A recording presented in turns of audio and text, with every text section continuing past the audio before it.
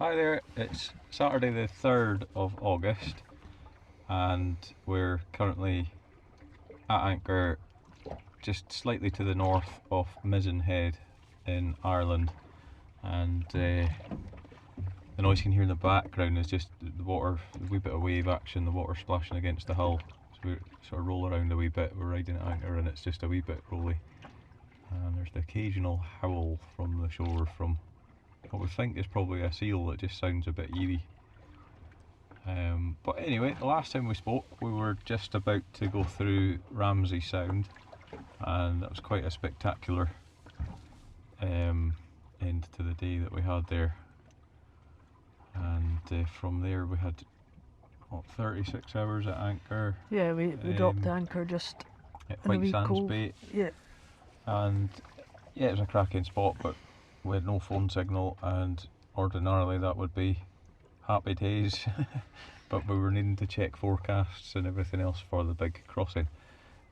So it was a bit of a hodgepodge of looking at different sources as and when we got a glimmer of signal, and a bit of help from out with as well. So using our Garmin InReach satellite communicator.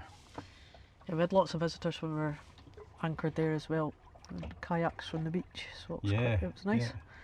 So it was nice to see some different people and tell them our story.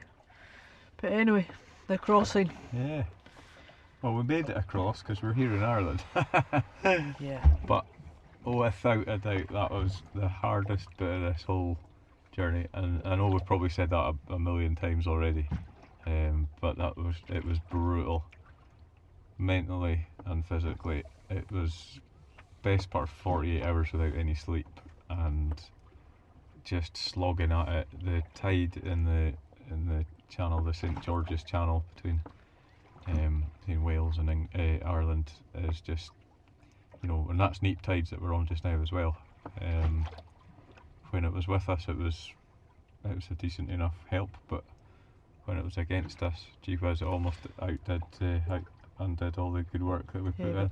It's probably quite important to say we were trying to head from east to west, and the tides actually run north to south, so we were getting pushed northwards and then pushed southwards, so we're really crabbing along across the channel. Yeah. And if you look at the dot, you'll see quite clearly that it was a lot of up and a lot of down, and not so much side to side.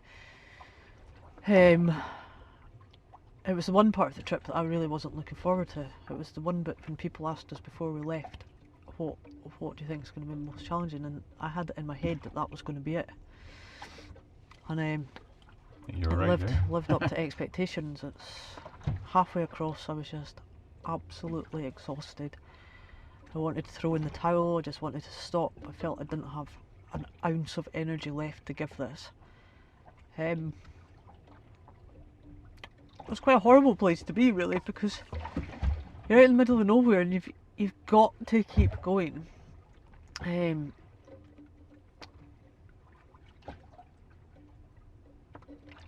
But it was the thoughts of the good wishes of everyone at home that really kept us going. And yeah, it was just quite brutal because I've had absolutely no appetite for a few days, so probably running low in fuel as well as other things.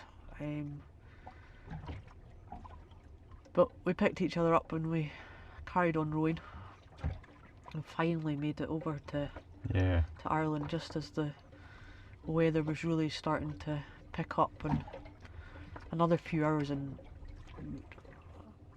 that probably would have been the end of the row realistically. I don't think we would have. It was grim, and just putting into context as well, when we were getting set south with the tide, I think it was the second tide, we were near the traffic separation scheme, and Tusker traffic separation scheme, and it was 100 metres of water that we're in, so ordinarily it's way too deep to anchor, but we took enough rope, cable, warp, whatever you want to call it, we took enough with us to cater for all eventualities, and with a combination of almost every bit of rope that we had on the boat, we attempted to anchor in 100 metres of water, and it did slow us down.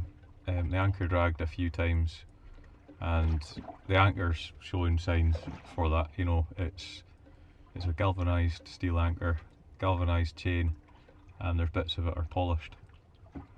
So it's not just us that's had a physical and mental battering. The anchor, poor little anchor, had it too.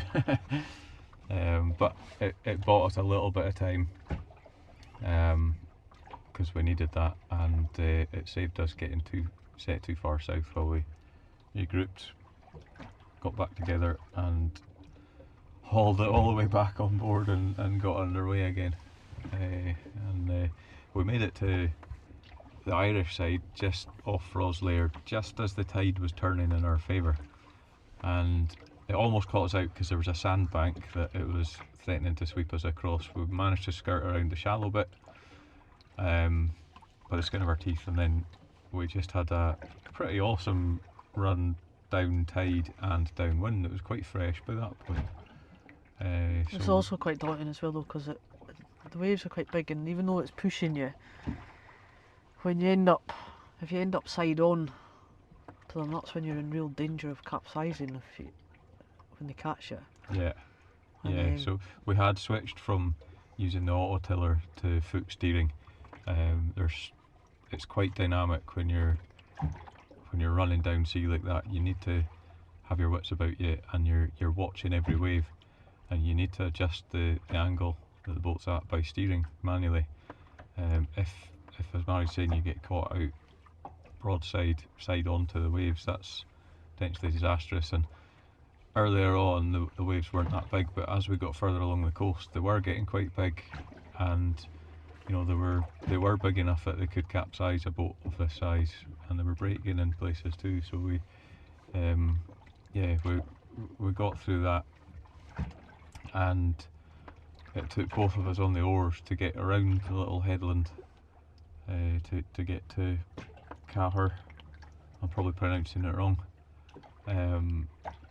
We fought our way around that little headland, and it was, I did actually say to Mhairi, it'll be a different day once we get around the corner, and it was. Almost flat water, just a gentle swell rolling round with us, and the wind had dropped because we were in the shelter of the land, and it was just magic. We creeped around, there's a little breakwater, literally just a breakwater, and we creeped around the side of that and dropped anchor, and it was a busy little spot though, wasn't well, it? I think no sooner we anchored, and then every Tom, Dick, Harry and their dog came out to do a bit of pier jumping, so it was lots of chatter and everything all day. So But it was quite nice. It was quite nice as well. We were just, you know, we just hunkered down in the cabin, and you hear this voices in the background and people having a good time. They're obviously on holiday, and it was quite a nice background sound to just get some sleep and to. there was people had come right up to the boat, could hear them, but just didn't have the energy, or just didn't want to face anyone yesterday because it was just one of those days. So apologies if that was you that made the effort to swim out to us, but it just wasn't. We were knackered, absolutely shattered yesterday. I felt mentally, I physically. slept through that. I never heard Yeah, it I heard it, but I ignored them. But it was still quite fresh. I mean, the Irish Coast Guard had upgraded the weather report from, I think it was initially forecasting a force 4, occasionally 5, and it had gone up to force 6, and that was continuing right the way through the night till the early hours of the morning. I think it was due to drop off.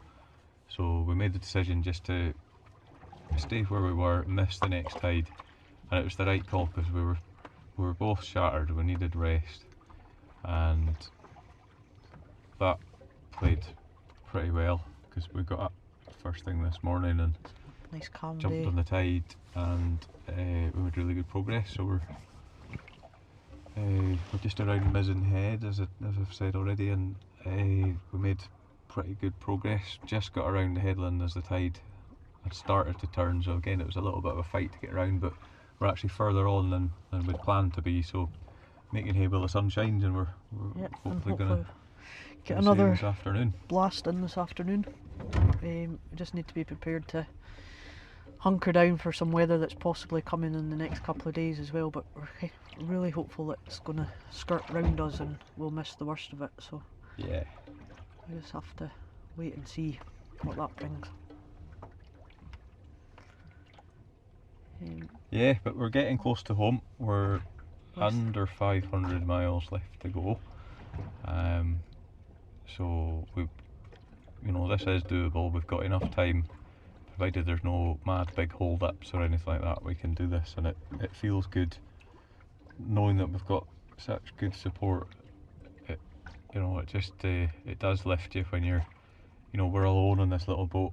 I know we've spoken to people and everything. We've not been off this boat since we set off over 60 days ago, and it's just such a special thing having messages, support, and the donations. Gee whiz, it does lift us. So please keep that up. Every little helps, and is actually, it doesn't matter how little you think your gesture or donation is, it's a massive boost to us, and we appreciate, we can't express how much we appreciate everyone's help and support.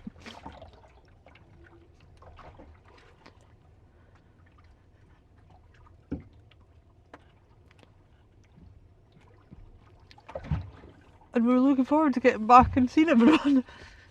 Yeah, we are. Not a hot shower in a comfy bed.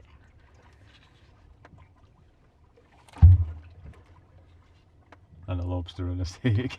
Lobster and a steak. We're alright though. But the journey is starting to take its toll. But what's another couple of weeks? Yeah. Yeah. Oh, we'll soon be there. Possibly 3. But yeah, each day is a day closer to home now, so we just got to think about that and concentrate on that. Anyway, I think it's time for some rest before A the quick safety snooze in the afternoon. tide turns in our favour again and we make progress up the coast again. Yeah. Hopefully. No, we will. We will. We'll catch you later. Oh, we need to have a poll though. Should the tash stay or go? Larry's referring to my facial hair. I got fed up with the itchy beard, so got my razor out and hacked through the patchy undergrowth. And while I was doing it, I thought I'm gonna leave a moustache with a crack. So I'll maybe stick a photo up on the socials and see what everybody thinks. It makes me laugh when I see it, so hopefully it does the same for everyone else. yeah, it's got comedy value, alright. Right, we better Anyway, go. right, safety snooze time. Bye for now. Bye for now.